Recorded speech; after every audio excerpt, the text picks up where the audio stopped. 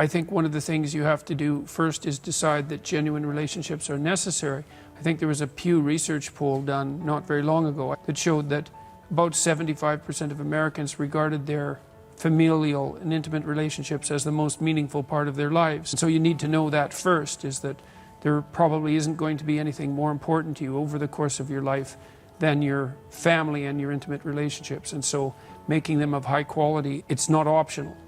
If you're embedded in a functional social community, so you have family members, you have friends, you have a broader community, then everyone around you is constantly reminding you how to be sane. They let you know when your jokes aren't funny. They let you know when you're too irritable and arrogant. And so that holds you together. It's like a marketplace. It's a distributed cognitive marketplace for sanity. And people can't tolerate isolation. It's a very rare person who can be on their own and stay together. And it's funny to think of sanity as a distributed property, but it's definitely the case. Pair bonding is a fairly common strategy in the animal kingdom overall, especially for child rearing. It seems to be what you might describe as the minimal viable unit. It seems to be biologically an elaboration of the same circuits that bond a mother to a child, which is often why people refer to their intimate partner as baby or honey or some diminutive. That circuit seems to have elaborated to pull in pair bonding, but it's to facilitate the long-term relationships that are necessary, I would say fundamentally, to ensure that children are raised properly and stably across time. The thing about pair bonding with someone is that even though it might be necessary, there's another element to it, and it has to do with this social distribution of sanity, is that there's lots of things wrong with you, and there's lots of things wrong with your marital partner. But hopefully if you join together, the things that are wrong can be worked out through dialogue across time, dialogue and negotiation and conflict. It's not an easy thing to do. And plus, the two of you are going to have to face the vicissitudes of life. And so that mere attraction that's love, let's say, or sexual attraction, it's not sufficient to bond you together across times of extreme difficulty. Because you'll find times in your marriage where you're not sexually attracted to one another and where you're not getting along.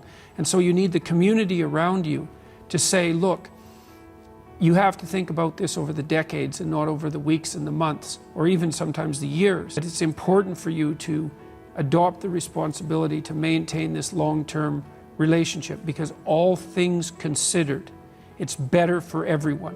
It gives you the narrative of your life. It provides you with a companion who knows who you are. It helps you maintain your sanity because you have someone to contend to. It provides a stable environment for the raising of children. It's like the minimal necessary structure, social structure, that other complex social structures can be built upon too. But you need this society in there to say, stay together. It's an accomplishment.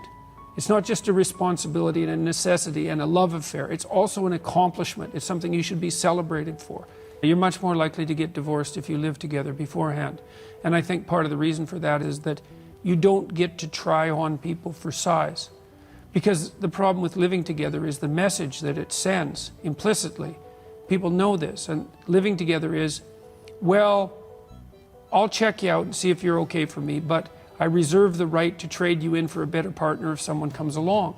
And that doesn't work. It's an insult to some degree. It's also an arrogant insult because it assumes that you're the person who has the superior role in the relationship. I mean, both people are assuming that, but it's not a good assumption.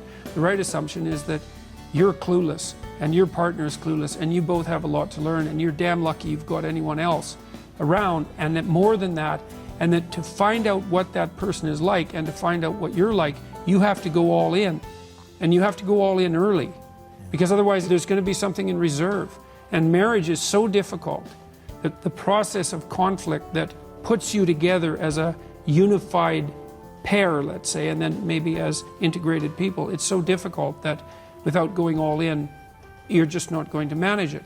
And that's why not only are people who live together more likely to get divorced, but common law couples are also much more likely to separate. So when people say it's just a piece of paper, that's an unbelievably cliched and unsophisticated response to something as complicated and necessary as socially sanctioned marriage. We're already a polygamous society before marriage, because people have sequential partners, and what happens generally speaking is that a small number of males have a large number of female partners, and then the vast majority of males have like virtually no partners. You can make a case for that because women should be allowed to choose whoever they want as partners, but like one of the things you see happening in the colleges where females dominate, say 70% females, you'd think the males would be making out like bandits because of the sex ratio difference, but what happens is a tiny proportion of the men attract all the women. A huge proportion of the men are just as isolated as they would be under normal circumstances, and the men who are popular have absolutely no motivation whatsoever to form a genuine relationship with any single woman. And so it doesn't work for the women because they don't get to have a relationship. They get to have a series of casual affairs with high demand men. It doesn't work for the majority of men because they don't have any relationships at all, and it turns the high demand men, I think, into psychopaths. And that's a bit of an exaggeration, but I don't think you can separate it from the rest of life, from emotional intimacy and the necessity for considering someone in their totality as a person. You don't get that with a series of one-night stands. And there's no way that you can reduce sex, if you have access to a lot of it, to mere casual pleasure repeatedly without denigrating what it means to be a human being in terms of the women that you're sleeping with, but also with regards to yourself. If you treat someone else, some other human beings, casually, repeatedly, you're telling yourself that human beings are the sorts of creatures that can be treated casually, repeatedly. And if you don't think that'll reflect on yourself, then you're not thinking. It's not a good solution, which is why across the world, cultures tend towards monogamy. It's partly because on average that does better for everyone, but particularly for children.